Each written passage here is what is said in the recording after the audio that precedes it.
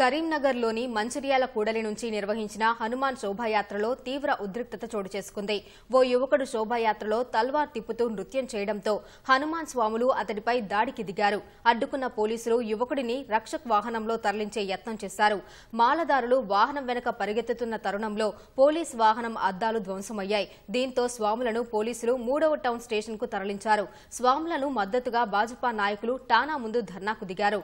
శోభాయాత్రలో నృత్యం చేసిన యువకుడి వివరాలు గుర్తించిన పోలీసులు మద్యం మత్తులో నృత్యం చేసినట్లు తెలిపారు.